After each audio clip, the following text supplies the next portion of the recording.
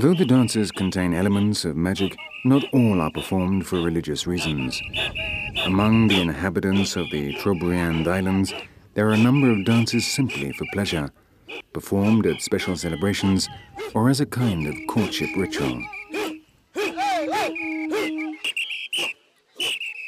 The men practice the dance steps outside the village in the so-called tapioca dance.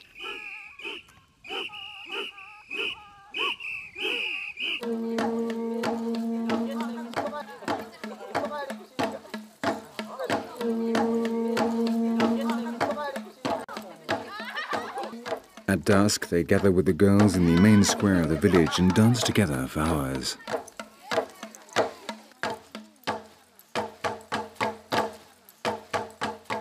Each step has a particular symbolism. All the movements correspond to a specific wish, which is interpreted by the matchmakers.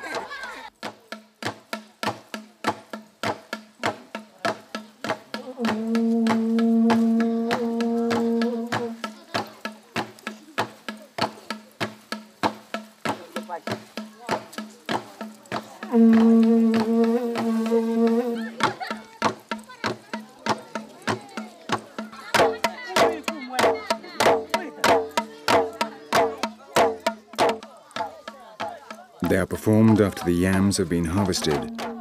For weeks, these courtship dances can be seen in village after village.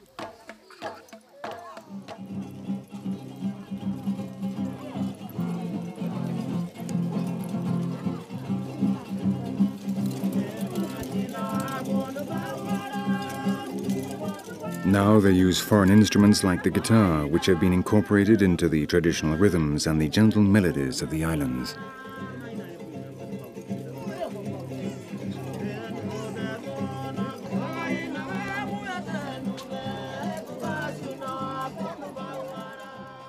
The girls paint their faces with the symbols of their families and clans. These serve to identify them. In this way, the men of their own clan will turn their attention to other girls who they'll be able to marry, for these people are exogenous.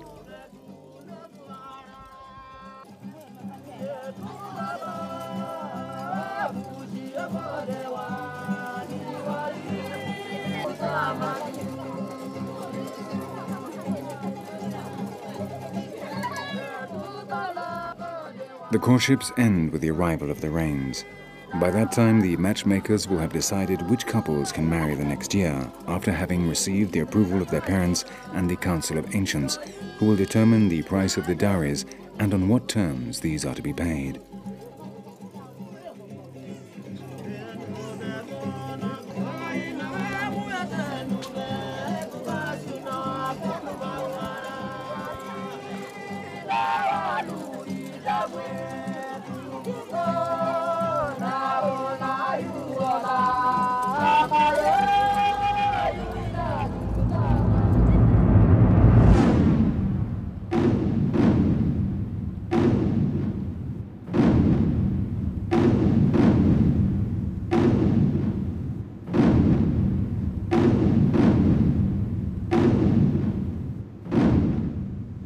The majority of the islands of Papua are coral, incredibly complex ecosystems. On a rock, polyps will nest, and then as they die, they gradually create a bone-like structure on which others settle. In this way, over thousands of years, they form entire atolls and islands.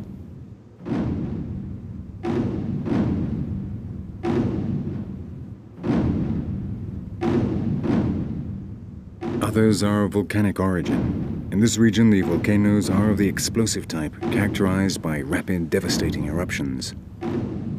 In just a few days, a new island can emerge from the sea or be destroyed and disappear.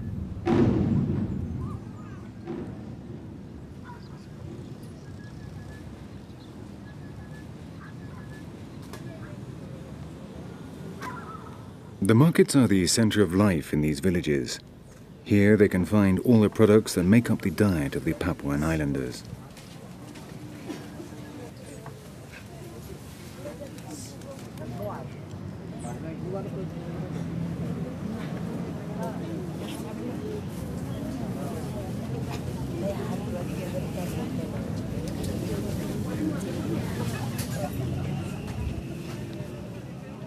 The people of the islands are very different from those of Papua New Guinea. Though they belong to the same country, their customs have nothing in common. Papua New Guinea is enormous, and there are still tribes who live entirely isolated in the interior, never even seeing the sea. In the highlands, the first contacts with the white men took place very recently, just 50 years ago. On the islands, things were very different. European sailors arrived there much earlier, and today cultural influences have been absorbed to a much greater extent.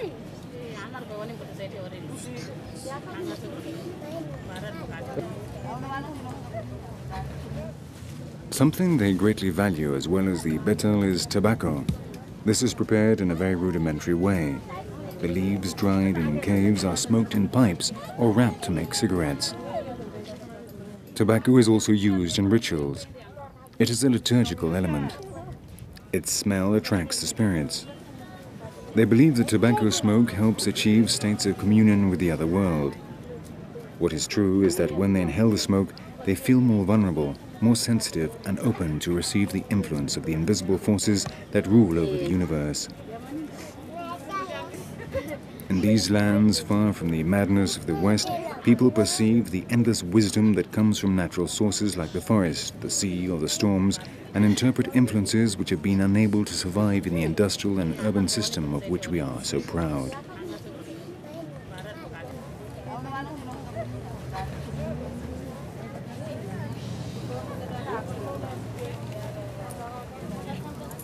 Oh. Berberik kaya.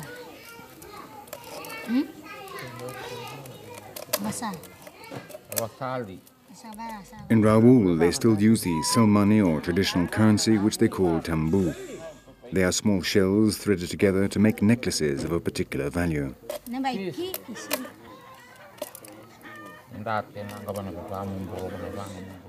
These shells are very difficult to find. Those specialized in looking for them consider a good average to be 10 a day. They search the beach for them and then file them very carefully, drill a hole through the middle, and thread them on bamboo strings.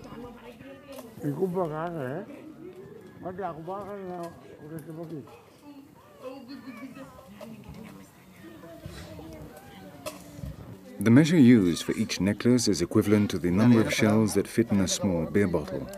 Each necklace has around 300 shells.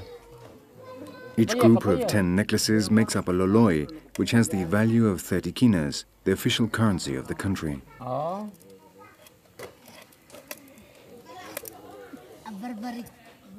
Though they are still used as money in the markets, in general nowadays they are used for rituals at certain celebrations at which the necklaces are broken and the shells shared out.